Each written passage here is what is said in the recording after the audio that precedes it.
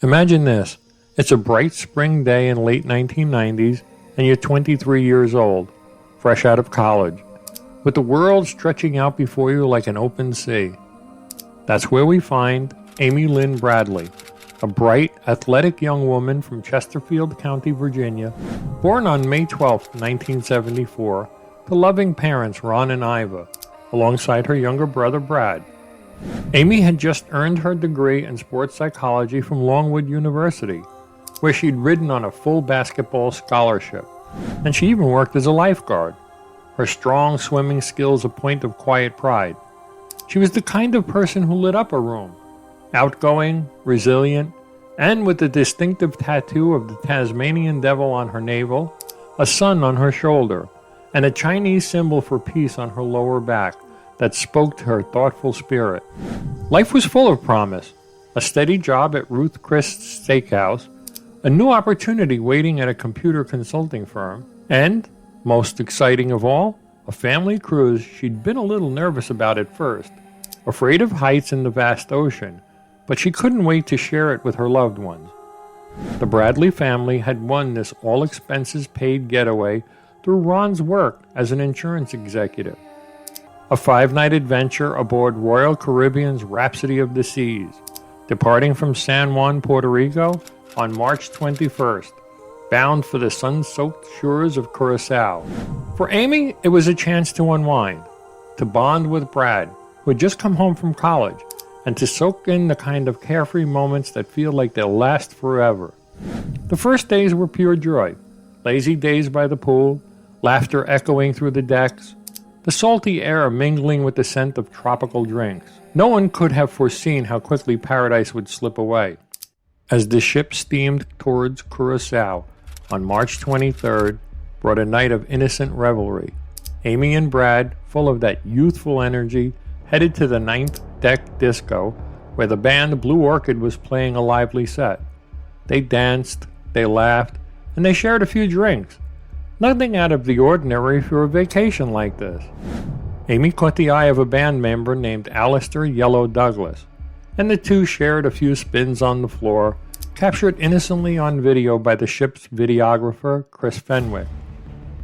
It was about 1 a.m. when Douglas called it a night, but Amy and Brad kept going a bit longer, the music pulling them in until the early hours. By 3:35 a.m. on March 24th, the ship's electronic door logs show Brad slipping back into the family's 8th deck cabin, with Amy following just 5 minutes later at 3:40 a.m. The siblings settled on the balcony for quiet talk, those deep, meandering conversations that siblings cherish about life, dreams, and the what-ifs. Brad eventually drifted off to sleep inside, assuming Amy would follow soon. She said that the wind felt good and she was laying on the chaise lounge against the sliding glass door and said she was just going to sleep in the chair. So I told her I loved her and went inside and closed the door behind me. But she lingered, perhaps enjoying the cool night air, the stars reflecting on the dark water below. Sometime between 5:15 and 5:30 a.m., her father Ron stirred awake and glanced out. There she was, or so he thought, asleep on the lounge chair, her legs visible from the hips down through the balcony door. It was a peaceful image, one that should have promised a restful morning. Ron dozed off again, only to wake up around 6 a.m. and step out to wake his daughter for breakfast. The chair was empty. Her pack of Marlboro Lights and her lighter gone. A chill must have settled in, the kind that no tropical sun could chase away. Ron searched the ship frantically, the pools, the decks, every quiet corner, but Amy was nowhere. I think fully expecting to find her. I mean, he thought it was odd, but I don't think there was any panic that had set in immediately. Odd that we would be up so late and she would be, out of the room so early. So he goes out and searches, all the public areas, for 45 minutes roughly. And, after obviously not finding her, he came back to the room to wake up my mom and I. And by 6:30 a.m., the family was alerted, their vacation shattering into urgency. They pleaded with the crew to lock down the ship, to announce her name over the speakers, and keep the 2,000 passengers aboard until she was found. But the purser hesitated. It was, quote, too early for such measures. Not until 7:50 a.m., after most guests had already steamed off toward Curaçao's beaches, did a soft plea crackle over the intercom. "Will Amy Bradley please come to the purser's desk?" A search was finally launched between noon and 1 p.m., but the ship was vast, the hours ticking by like the waves against the hull. No trace, no sign of struggle, just absence. The Dutch Caribbean Coast Guard joined in, scouring the waters with helicopters and radar planes for 4 grueling days, while Royal Caribbean sent out a chartered boat to keep looking. Authorities whispered of possibilities, an accidental fall, perhaps, or something darker. But Amy's lifeguard training made slipping overboard seem unlikely, and there was no evidence to support it. In those first moments of panic, as the sun climbed high over Curaçao, the Bradleys could only hold on to hope, and each other. But what really happened in the gray hours before dawn? Was it a simple mishap in the night, or something far more sinister pulling Amy away from the life she cherished? We've all had those family trips that bind us closer, but what would it mean to lose one of your own so suddenly, so completely? Share it in the comments below. How does a story like Amy's make you reflect on the fragility of those shared moments? As the days blurred into weeks after Amy's vanishing, the Bradley family refused to let the trail go cold. They returned to Curaçao, plastering posters across the island, their faces lined with the resolve that only love and loss can forge. But in the quiet aftermath, when hope feels like a fragile thread, something unexpected began to emerge. Reports from strangers, fleeting glimpses that carried the weight of possibility. These weren't just rumors, they were echoes of a life that might still be out there, somewhere in the vast, unforgiving world. Over the months and years that followed, more than a dozen such sightings would surface, each one a puzzle piece, jagged and incomplete, pointing toward a darker undercurrent of human shadows. Let's walk through them, one by one, with the care that they deserve, because behind every report is not just a story, but a plea for belief. The very first came mere hours after the ship docked that morning. A local cab driver approached Ron and Iva in a parking lot near the pier. He claimed he had seen a young woman with striking green eyes, just like Amy's, dashing through the lot in panic, searching for a phone to make a call. He even said that he'd spotted her elsewhere on the island in the days since. The family clung to it, but authorities could find no trace to confirm his words. Not long after, in the heat of the same summer, 2 Canadian tourists, divers enjoying Curaçao's turquoise waters, spotted a woman on a sun-drenched beach who matched Amy's description, down to the Tasmanian devil tattoo peeking from her midriff. She was with 2 men, one aggressive and one watchful, the other eerily similar to Alistair Yellow Douglas, the band member from the disco. The woman turned toward them, her eyes locking in a moment of silent desperation, as if willing them to understand. The diver, David Carmichael, later flew to Virginia to tell the family himself. He was quoted as saying, "I am haunted by that encounter. I know it was her."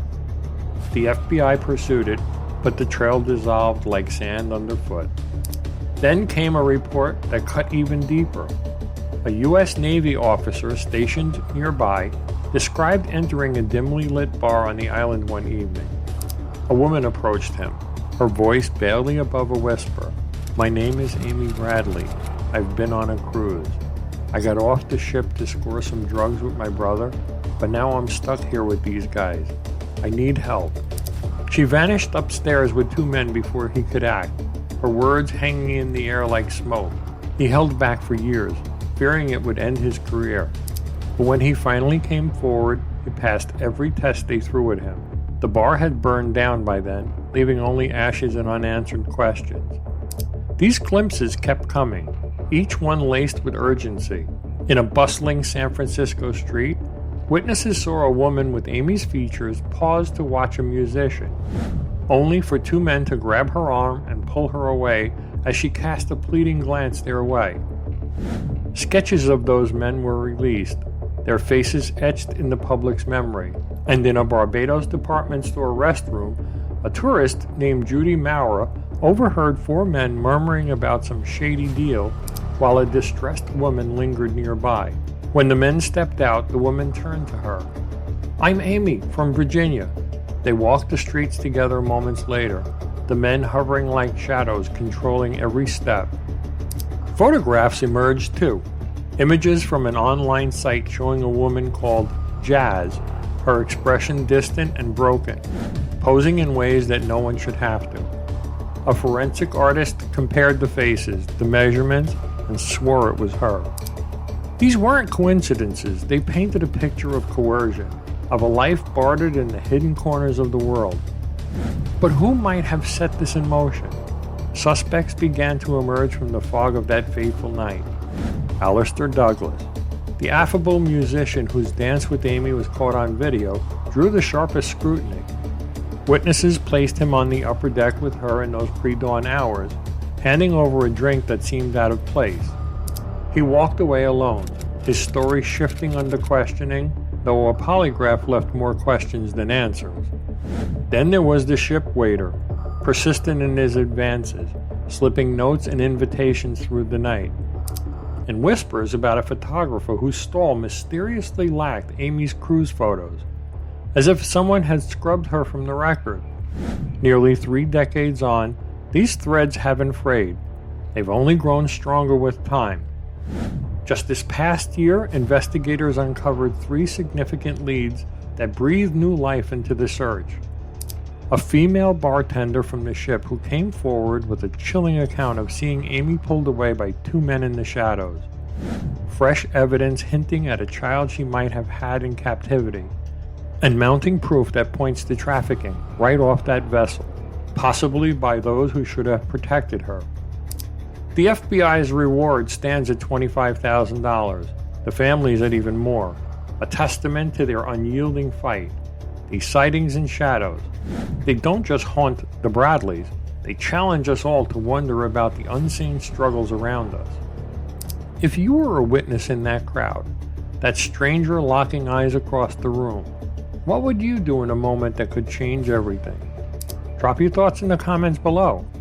Have you ever had an encounter that left you questioning, wondering if you could have made a difference? In the shadow of unimaginable loss, where most might turn inward, the Bradley family chose to step forward, into the light of advocacy, turning their pain into a beacon for others. Ron and Iva, Amy's parents, didn't just grieve, they mobilized. From the moment they returned home without their daughter, they plastered her image across Curaçao and beyond, their hands trembling as they handed out flyers to every passerby, every shopkeeper, every soul who might hold a clue. It was the start of a relentless campaign, one that would span continents and congresses, all in the name of a young woman whose laughter still echoed in their hearts. They built a website, a digital lifeline pulsing with Amy's story, her photos, her tattoos, her dreams, updated tirelessly with every lead, no matter how faint. Tips poured in, some genuine, others cruel hoaxes, but the Bradleys sifted through them all, their resolve uncracked. Ron lobbied lawmakers in Washington, his voice steady as he pushed for the Cruise Vessel Security and Safety Act, a hard-won reform that mandated better emergency protocols on ships, peepholes in cabin doors, and swift responses to missing passengers. It was signed into law years later, a quiet victory born from their vigilance, one that has safeguarded countless families since. And through it all, Amy's brother Brad stood shoulder to shoulder, sharing untold details in interviews that peel back the layers of that fateful cruise. His words a bridge between the past and the persistent hope that she might still be out there, but with every step forward comes the weight of the unknown. What theories have taken root in the silence? Let's consider them thoughtfully as the family has, weighing each against the fragments of evidence like pieces on a vast unfinished puzzle. The simplest explanation offered by authorities was an accidental fall overboard, a tragic slip in the pre-dawn haze. Yet, Amy's background as a lifeguard, her ease in the water, made it feel improbable. No body was recovered in the exhaustive searches that followed. No distress signals from the dark sea below. Another possibility, though one the family has gently set aside, whispers of voluntary disappearance. A young woman stepping into a hidden life abroad, perhaps seeking escape from the ordinary. A few anonymous tips have hinted at this, sightings of a woman living quietly under another name, but they dissolve under scrutiny, leaving more ache than answer. Suicide, too, has been murmured in quiet corners, but Amy's vibrant spirit, her plans blooming like spring, those speak against it. It's a chorus of no from those who knew her best. Then there's the theory that grips the heart most tightly: abduction and trafficking, a sinister hand reaching from the ship's own shadows. Eyewitness accounts of her with watchful men, the scrubbed photos from the crew's photographer, the bartender's recent testimony of seeing her pulled away in the night. It all points to a network preying on the vulnerable, crew members possibly complicit in spiriting her off the vessel into a world of coercion and control. Fresh evidence uncovered just this past year bolsters this path. 3 significant leads, including hints of a child she may have borne in captivity, and mounting proof of trafficking routes that snake from those sunlit decks into hidden horrors. The family holds fast to the belief that she's alive, fighting not just for answers, but for her return, pouring their energy into a new docuseries that amplifies her story to millions, reigniting the search with voices long silenced. The Bradleys' fight isn't just about one life. It's a stand for all the unseen, a reminder that love can outlast even the deepest shadows. In a world that moves so quickly past the lost, what does their perseverance teach us about their own capacity to hold on, to demand justice? Share your thoughts in the comments. How has a story of quiet strength like this one reshaped your view of family bonds or the power of one voice against the tide? As the chapters in Amy's story unfold like pages in a well-worn book, we arrive at a place not of final answers, but of enduring light, a horizon where the past meets the promise of tomorrow. The Bradley family's journey hasn't dimmed with time. If anything, it's grown brighter, fueled by a love that refuses to fade. Ron, Iva, and Brad continue to stand as guardians of her memory, their advocacy rippling outward to protect others from the vulnerabilities she was exposed to that fateful morning. Through legislation like the Cruise Vessel Security and Safety Act, they've woven safeguards into the fabric of the seas. Peepholes in doors, emergency buttons, and protocols that echo Amy's name in every ship's quiet corners. But hope isn't static. It evolves with every whisper of new evidence. Just this past year, investigators have uncovered 3 significant leads that breathe fresh urgency into the search, suggesting Amy could still be out there, alive and waiting for the world to find her. One comes from the family's dedicated missing persons website, where a highly suspicious hit has surfaced, hinting at someone accessing her story from the shadows. Another revelation points to the ship's video editor, who has named a crew member, Kirk Detweiler, as the one who instructed the deletion of key footage, potentially erasing traces of what truly happened in those pre-dawn hours. And in a bold move that has amplified their plea to millions, podcast host Ethan Klein stepped forward with a staggering $1 million reward for any information leading to Amy's recovery, a testament to how one voice can summon a chorus. These threads, fragile as they may seem, are being pulled by the FBI with renewed vigor, their $25,000 reward standing alongside the family's own, a collective call that no detail is too small, no lead too faint. This isn't just the story of one disappearance. It's a mirror held up to the hidden currents beneath our safest assumptions. Cruise ships, whose floating havens of escape carry not only joy, but the stark reality of isolation at sea, where a cry for help can dissolve into the waves if no one listens closely enough. Amy's case has illuminated the shadows of trafficking networks that prey on the trusting, crew complicity that shatters the illusions of security, and the quiet power of persistence in the face of official hesitance. From scrubbed photos to silenced witnesses, the echoes of that night remind us that the truth often hides in the overlooked, waiting for eyes willing to see. Yet amid the unanswered, there's a profound gift, an invitation to reflect, to act, to remember. The Bradleys' unyielding fight challenges us to ask not just what happened to Amy, but what we might do in the face of our own uncertainties. Hold tighter onto our loved ones, speak up in crowded rooms, or simply share a story that might unlock a door long closed.